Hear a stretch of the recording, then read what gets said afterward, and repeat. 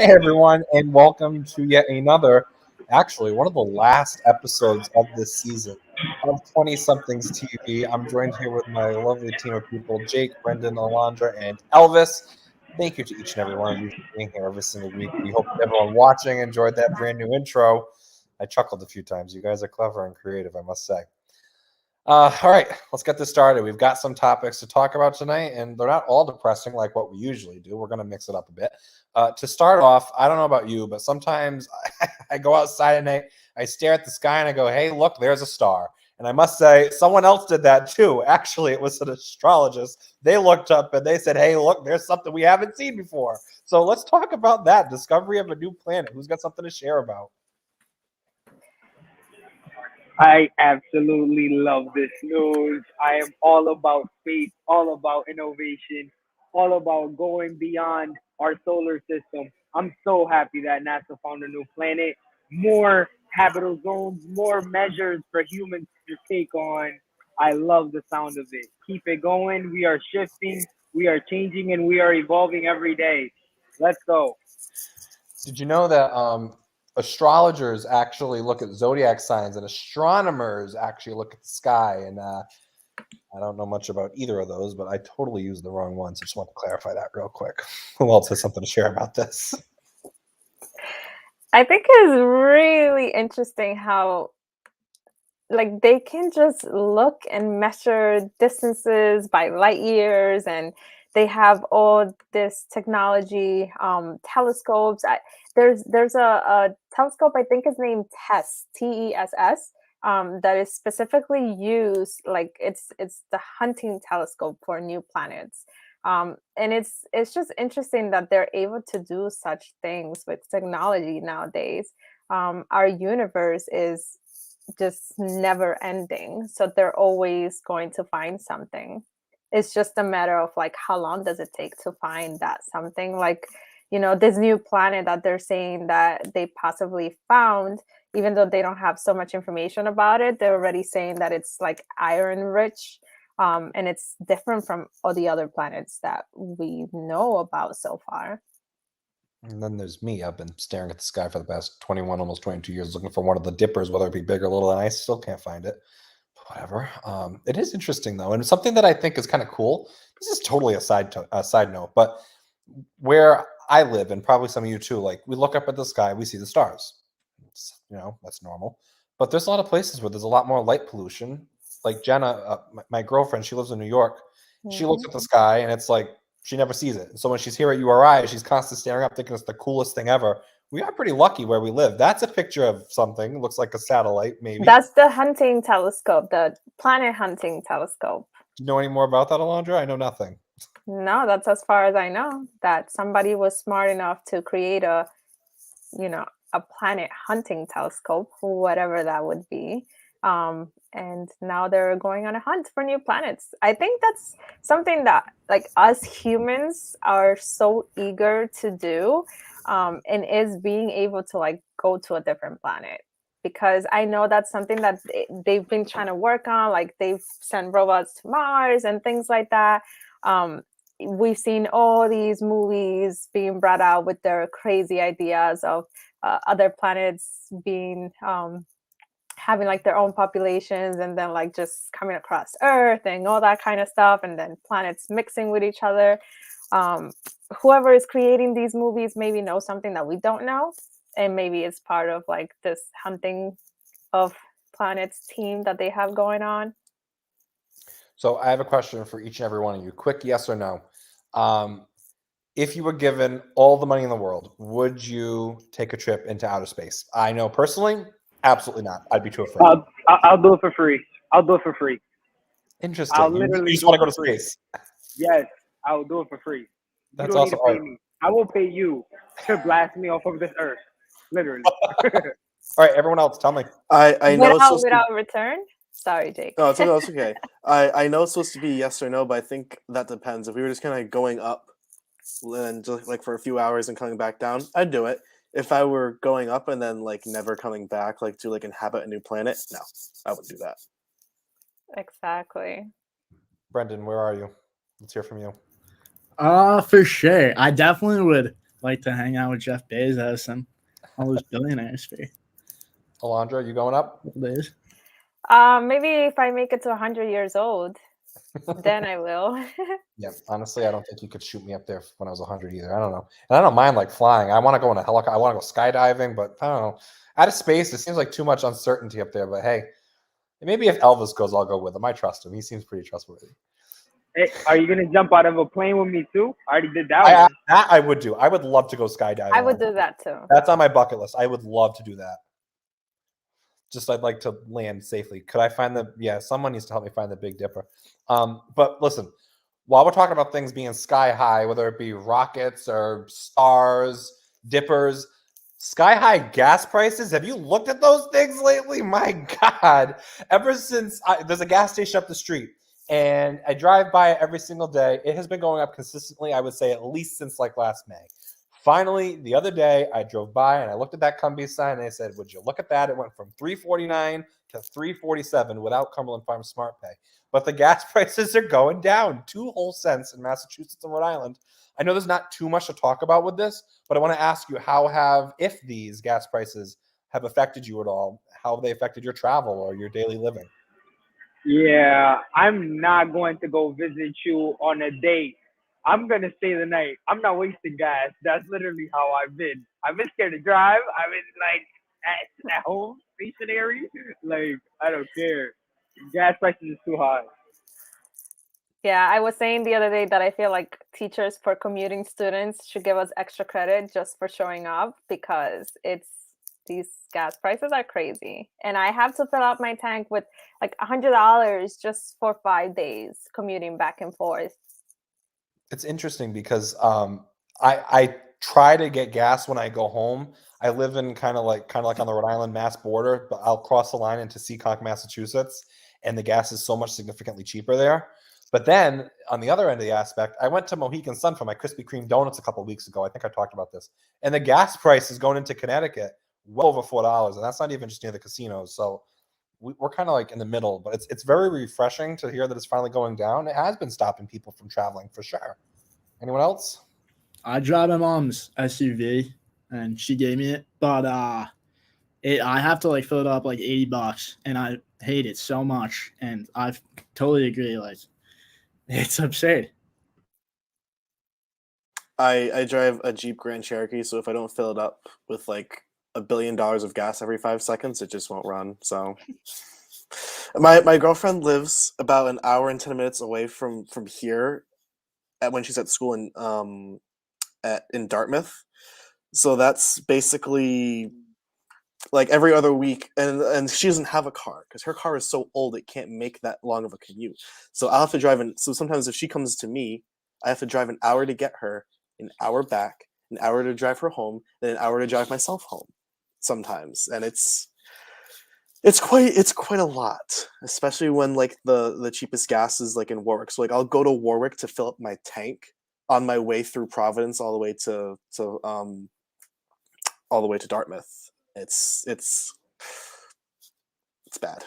Yeah, luckily I kind of timed it right. I didn't mean to, but I splurged and bought myself a new car in June, and the gas mileage I get now is so much significantly better than my last car. Thank God, because it sucks. And like I said, my girlfriend lives in New York. She's here at UR during the year, but like over the summer, she can't really come here, and I'd be making the 3.5-hour drive from New York quite a bit, and that can rack up. I mean, it takes a full tank of gas to get there and back, which I know isn't terrible. I do get good gas mileage, but it sucks if it, stops people from traveling. And like Lee said, I saw that comment pop up.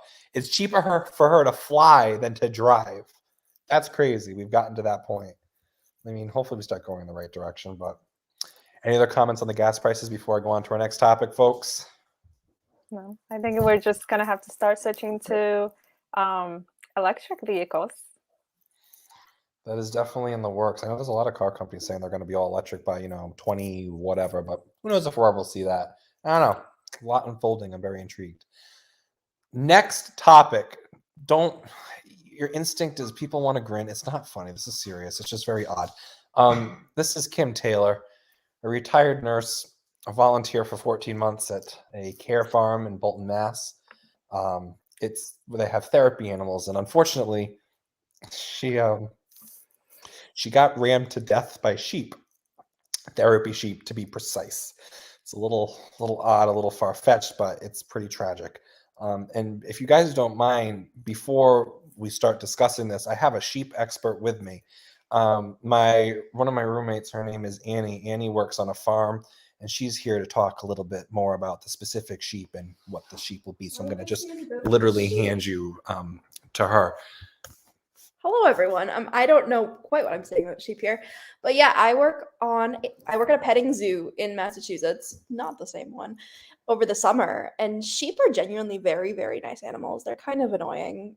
They're just like they like to annoy people, but I think it's crazy that a sheep managed to like ram someone to death. I just think that's really wild. So maybe we can talk about the specific type of sheep that were at the farm. Do you happen to know that, Annie? They haven't released in the articles exactly what type of sheep it was, so I'm not totally sure. But do you? This is not an attractive angle. But do you know about the types of sheep that farms often have? I know about kinds of sheep. I can tell you what types of sheep we have at the farm I work at. Yeah, tell us about one of the farms sheep. Yeah, so the biggest sheep we have are called horned Dorset sheep. They are, I believe, they are the biggest type of sheep in the world. They can produce 8 to 14 pounds of yarn, pounds of wool a year, which is like something ridiculous, like 5 miles worth of yarn. They do have massive, massive horns, the males and females. So something like that could probably hurt someone if they were running at them. But that's about it for like sheep being dangerous. I'm gonna hand you back to Michael now. Thank you. I hired her for this segment. Now that we know a little background information about sheep, let's discuss. What do you think? What was going on? Was the sheep like in a bad mood prior? Like what happened prior to the sheep just tackling her? Because I mean, if you're in a therapy farm, you would suppose that all the animals there are sort of trained to be able to give that service for individuals that are there. But it's just super odd.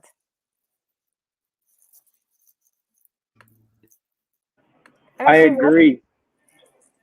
I agree that some kind of trigger was made to that sheep that day to have the intention to ram a lady to death. Something had to happen prior that caused the sheep to act that way. It's not gonna just act that way off of instinct, because if that predator or if that person isn't of harm to the sheep, it's not gonna act in defense or in violence. I don't agree with that, but who knows? Yeah, I thought it was a pretty wild article, and there's really not much to it. I read it, and it's pretty much just like there's a 76-year-old woman. She was volunteering at a farm. She got rammed by sheep, went into cardiac arrest, and later died at the hospital. They're investigating the sheep. I mean, at the end of the day, all animals are wild animals. It doesn't matter how much you train them. At some point, if you make one snap, they'll just, they're wild animals. Sheep are no exception, That's a good one too. Stop horroring and stop limiting these animals to confined spaces in small capacity. Did you say that it was a therapy sheep? Yeah, the whole farm, it was like a therapy farm, which makes it 100 times worse. That makes it 10 times worse. It's like not even like it was just like a pet. Even if it was like a petting zoo, I think it would have been a little bit better. But this was literally a sheep that's supposed to help people with emotional distress and mental health issues, and the sheep killed her. What do you think is gonna happen now? Like, are people still gonna go visit there for their therapy sessions? That sheep's done. That sheep's done. Oh no, the sheep was removed. Lamb chops. Time for lamb chops. Oh my gosh. At least, I don't know, wool coats first. Oh, Well, yeah, they gotta shear the sheep first. Maybe lamb chops, but maybe they'll give it to the hungry or something. That way you can still serve the people. You're giving the sheep the death penalty for this. I'm sure the farm's probably already on it. Honestly, like they'll euthanize animals if they attack people all the time. Well, that's a big thing. The police are involved. That makes you feel so much safer. And I'm not being sarcastic. I swear to God, the sheep are actually being investigated. According to Amelia, that happened to a rooster that attacked her when she was little. Well, Oh, the yeah. rooster was given the death penalty and then turned into Purdue chicken nuggets.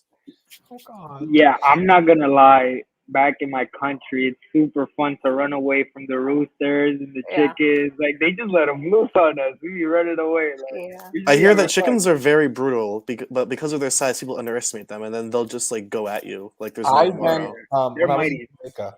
I was feeding chickens in a chicken coop, and they were. I mean, it was not very humane, but there were probably hundreds and hundreds and hundreds in this tiny, tiny little coop. And I went in to feed them, and when they all flap their wings at once, it feels like you're standing by an airplane jet engine. Like, holy crap, those things are powerful.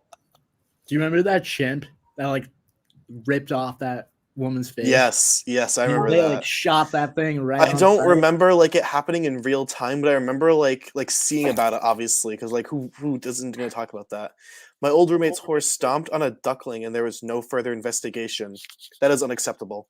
Unacceptable. Investigate that horse immediately. Glue Amelia factory said right that now. the rooster that attacked her, it tackled her from behind and pecked all the skin off of her kneecaps. Of course, that would happen to Amelia. Why animals will always be wild animals, no matter how much you train them, no matter what you do, they will always be wild. It's just that at that moment you're not annoying the heck out of them, so they're not going to attack you. Or you're feeding them, so of course they're not going to attack you. Or they'll still attack you. They're animals. Animals do what animals do. Listen, I Well, I love you. beg to differ. My puppy is an angel. Except for dogs. All dogs are good dogs. Yeah, now try picking a puppy from like Africa or something. They'll probably like eat your hand off. Okay. This conversation is turning into something that I feel like I'd have in a fever dream, so I'm gonna move on to the next topic. I did not know how vicious all these animals were, and I'm so sorry for all of you that have experienced being attacked by ducklings and roosters and the sheep lady. Rest her soul. God rest her soul. We have one more thing to do tonight, and this is something that has been highly anticipated. I'm very excited. Once upon a time, Keith jokingly said that, to Alondra, like, do you have break dancers in your basement? And Alondra replied yes. And I believe, if I'm correct, we have a little video about Alondra's basement break dancers, and maybe we can watch that before we close this show up tonight. All city troops.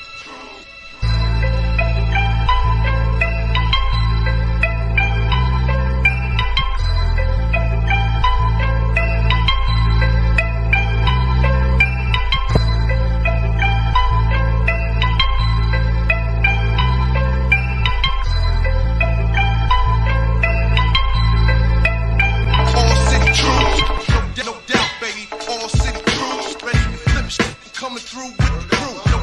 No doubt, baby. All city troops. Ready, flip shit, coming through with the crew. No doubt, baby. All city troops. Ready, flip shit, coming through with the crew. No doubt, baby. All city troops.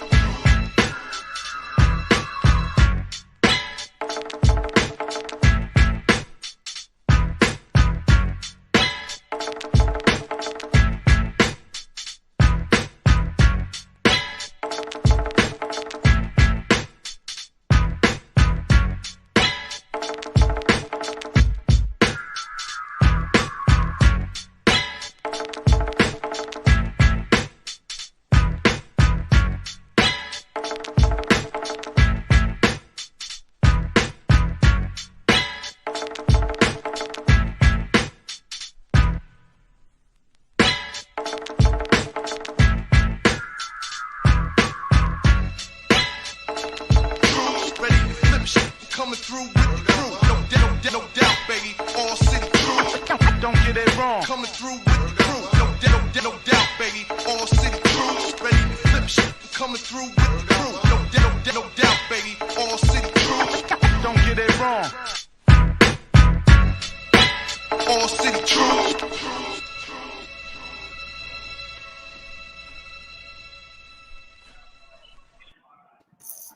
That was really awesome. Wow. Yeah, seriously, give her a round of applause for that. These guys are awesome. Tell us about it. Well, I had to kind of like just be the extra person on the side, just trying to record them while they're practicing. So how annoying can that be? But they have to put up with it. They have been putting up with that for the past 10 years. So they have no choice. So they're just a breakdancing and hip hop dancers.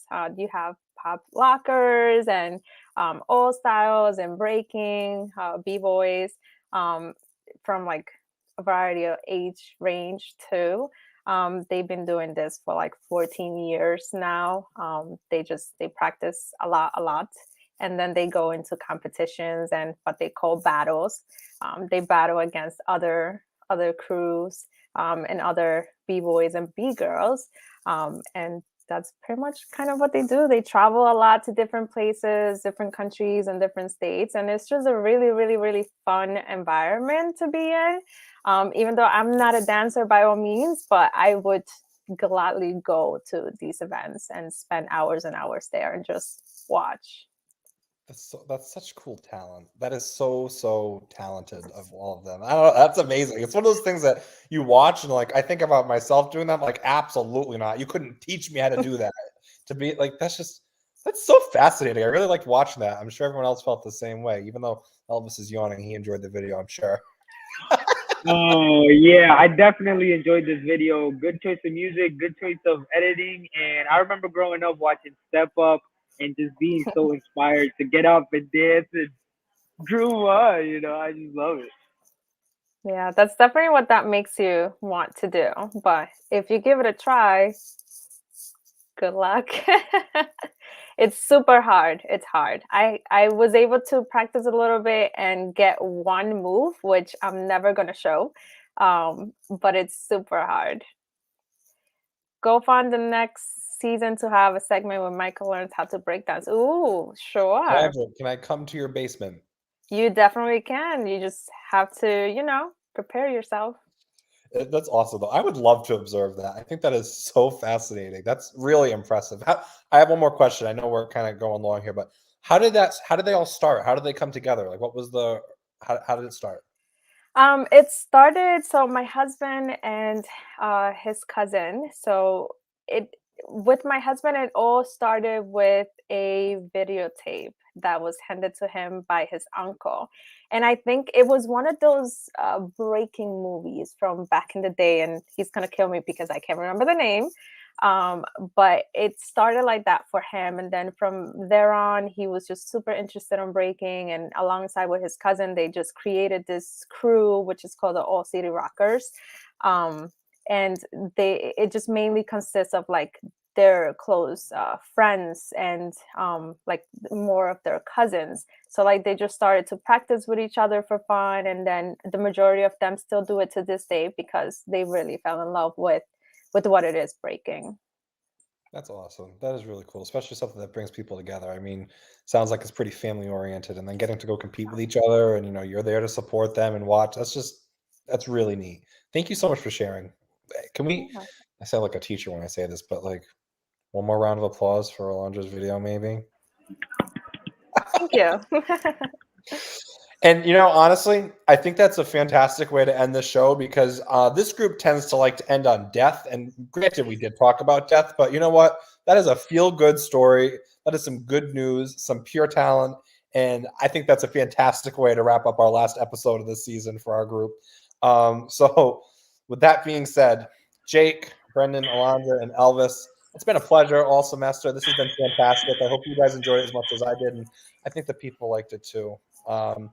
Make sure that everyone watching, you follow and subscribe at 20somethingsTV TV as always. And for the last time, maybe this will be my last time saying this after how many sessions of this class, we'll see you next time back here on 20somethings TV. Thank you so much.